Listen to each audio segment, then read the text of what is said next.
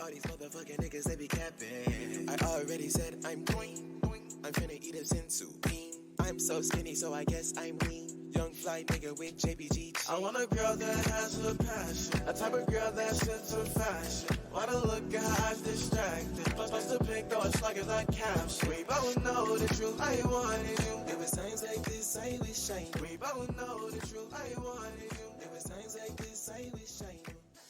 Hi, hey, it's the player from the Himalaya. Can I please take you to Welcome back to the podcast, everybody. Thank you for being here. It is a newly revamped podcast. We have changed it up a little bit. We are definitely doing things different.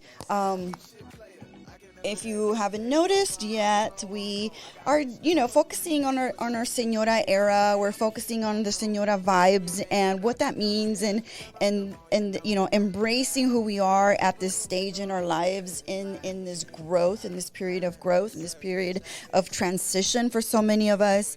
A lot of things are changing. A lot of things are not the same anymore. We are having to embrace sick parents, kids going back to school, just so many different things, so much that's going on right now. So I definitely am excited for this new era, for this new stage in the podcast. Welcome back. I'm still Alicia. I am still here for you. I'm still ready to give you everything of me that I can. But I'm definitely niching it down, focusing a little bit more on those women that are always asking me all of the questions that they want answers to. So I'm focusing on that, definitely moving in that direction. Let me know what you think. I definitely want to hear from you. I definitely want to know what you're thinking and what you're feeling. And so, for sure, thank you so much for being here. And so today, the Señora topic that I'm embracing today, and something that I definitely want to hear more from all of you, is I definitely want to know about how some of you... Okay, so I'm not even going to go there. I'm going to just tell you what's going on and, what's the story and what is the deal with what's going on with me and all those kinds of things. So this episode, for all of you, it is about something that just came into it's been around me, and it's been in my existence, and it's been around me for a while, but recently I've just been handling a lot of parent stuff. And so my parents have been sick. My dad has severe allergies, and so we're trying to figure that part out.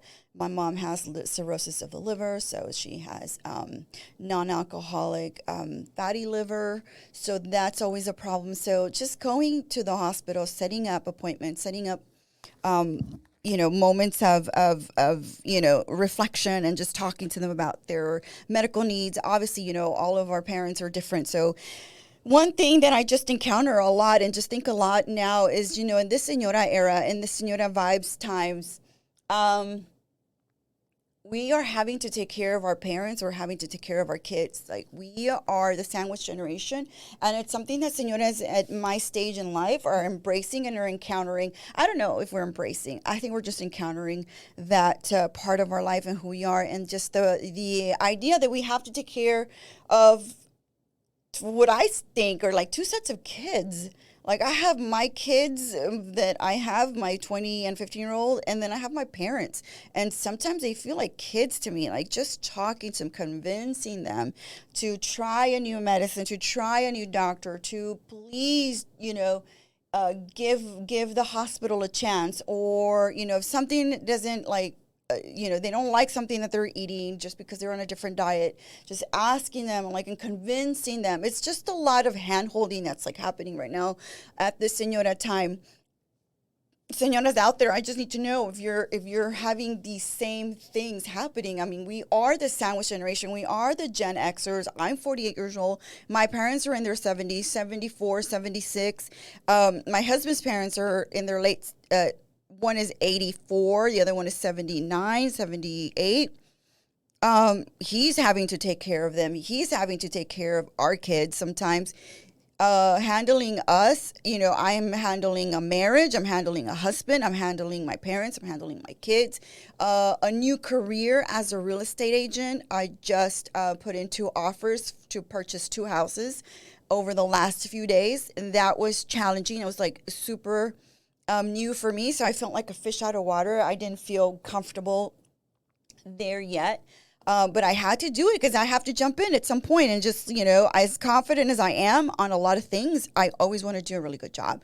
So I'm just super grateful that my broker, Jenny Wang of J Wang Properties, has been like a mentor and a beautiful guide for me, because she has literally been holding my hand and just like taking me through everything and just like making me feel good and relax through the process. And she's been so patient with me. And every time I talk to her, I just tell Jenny, thank you so much for being patient with me, because I'm really trying really hard to do the best that I can for my clients.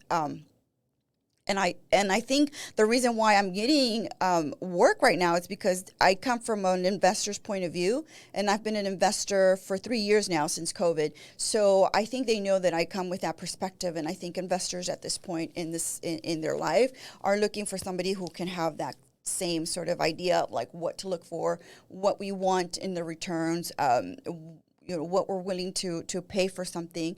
If properties are appreciating, if properties are going to have longevity, if the neighborhood's growing. There's just so many things that I think about whenever I'm buying a property for myself as an investor. So I definitely have that perspective.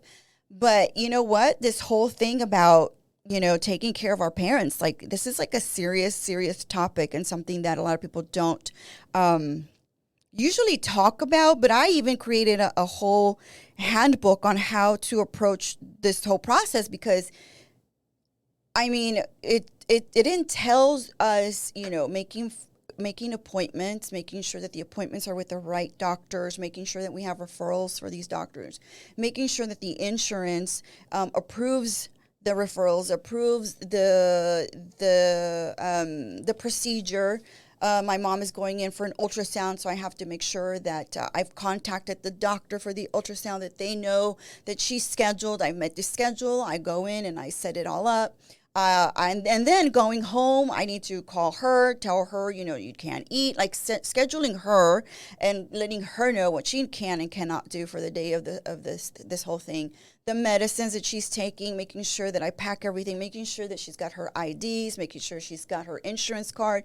And then all of the things that just entail just taking somebody to the doctor, going to the doctor, what to say to the doctor, how to approach a conversation with a doctor, what to ask for when you're leaving the doctor's appointment. What is the next appointment? Can you give me a summary of my mother's visit? So that's very, very important. What other procedures can we go, and what can we do? What can she do at home that might help her? So it's a lot of hand holding, and I think that's one thing that I definitely just want to keep talking about. In terms of our Señora vibes, as señoras, as women that are taking care of other adults and are taking care of children. We're in that stage where, honestly, we just have to prepare ourselves mentally for the hardships of taking care of elderly. And that's not easy, and that's not going to be easy, because one thing that people don't remember or don't think about is the mental health for us, and the mental health for those of us that are taking care of the parents and taking care of the kids. So one way that I definitely take care of my mental health, I definitely make time for friends. I definitely make time for my workouts. My Pilates class, my Pilates community, Pilatinas, is so important to me, because I breathe through my exercises, and breathing, we know, helps to relieve the stress. Being creative or creating my podcasts, sometimes I just don't have the enthusiasm. I don't have the wherewithal to do it, because I'm just overwhelmed with like all of the paperwork I have to do sometimes for them, submitting requests, referrals, making appointments. Getting a hold of a doctor, guys, is just so hard too. Like, it's like the hardest thing for them. I have to go through, their secretaries or their assistants or nurses. I don't know. There's always just so much that goes on. I do have that handbook on my website, alicialatasi.com. If you want to, take a look at it and see if it helps. I think it will be helpful. But, yeah, it's a conversation I want us to keep having. I want us to just like really get it out. I think coming on here helps me to kind of get it out, because I think a lot of people don't realize that. Yeah, you see beautiful photos on Instagram. You see a nice post or a beautiful thing. Because for me, it really is about posting really good, inspirational stuff online. I think the things that are more, deep or more challenging or difficult to talk about, I think I can definitely talk about those better on the podcast as an audio format as opposed to like a beautiful photo.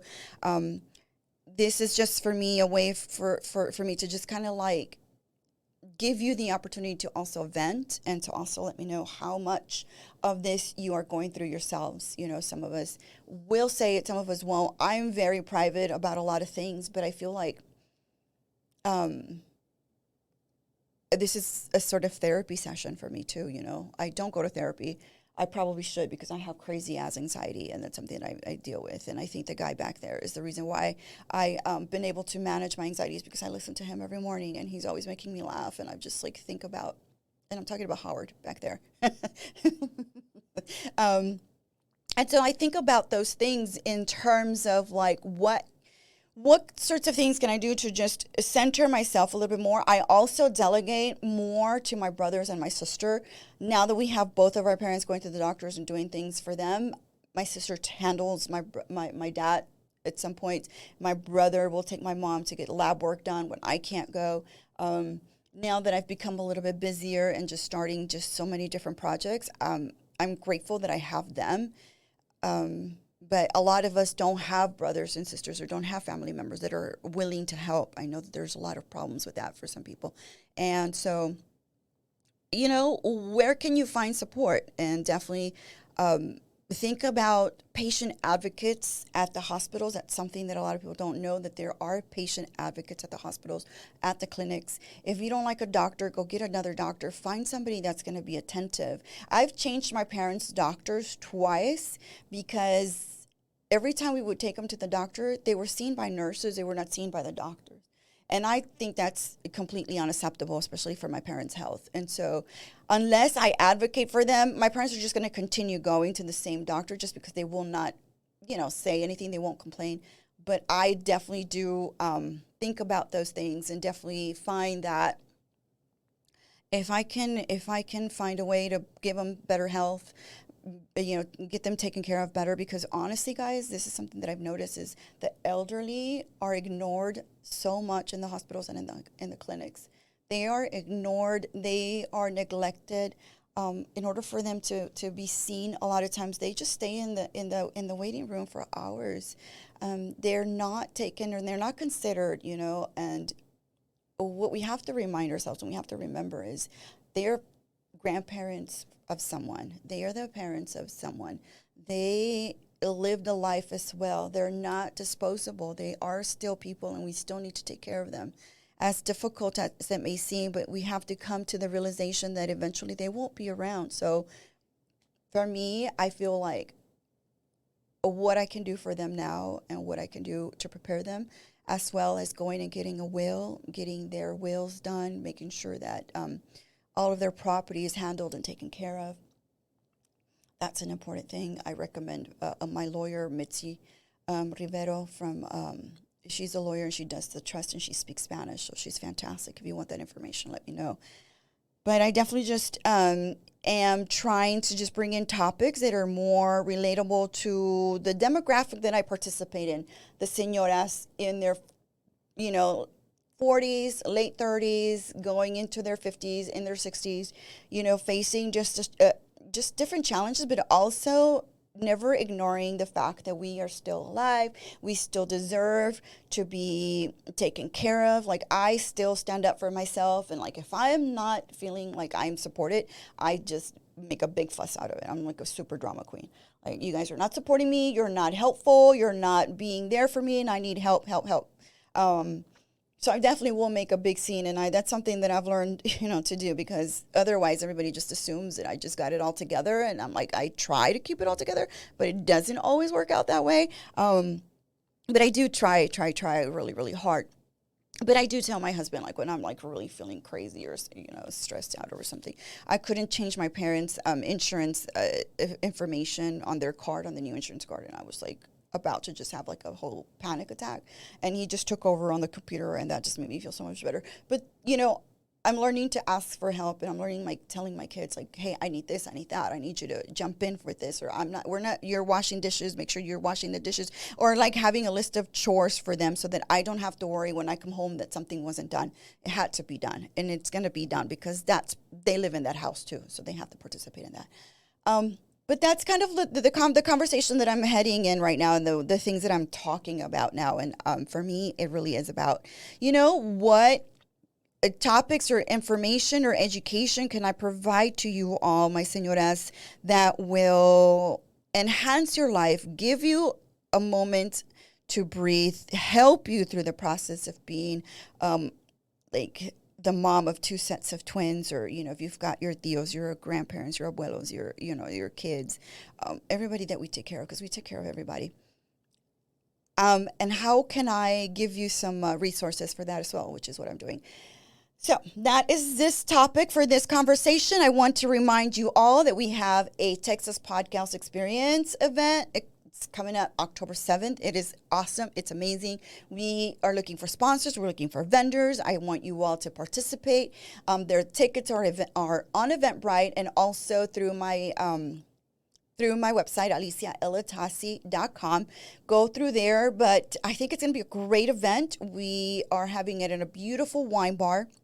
Super modern here on the west side of Houston, just gorgeous. The owner is a beautiful lady. Her name is Ginny, and she's fabulous, and she's also a instructor, so she knows a lot about wine. There's going to be all kinds of things, guys. So by the way, there's pop-ups. We're going to have breakout sessions on branding. We're going to have opportunities to do photography, an opportunity to break out with seasoned podcasters. So if you want to have like a one-on-one feedback with them, definitely that's the opportunity to do that. So that's what's happening. The format for the podcast is changing. It's going to be shorter and sweeter, and just way more focused on how I can just assist you, my señoras, in my señora vibes, in their señora era, and just be there for you as much as I can. Send me topics. I want topics. Let me know what you want to talk about, and I'm ready. And if you have any questions, you can send me the questions through the DM, Advised by Alicia, or you can just find me, reach out to me, go to my website. There's also a contact information there if you want to participate in the podcast as well, if you want to participate in the event and the experience, all those good things. Okay. I love you guys. And thank you for listening, and tell me what you think about everything we talked about. Love you guys.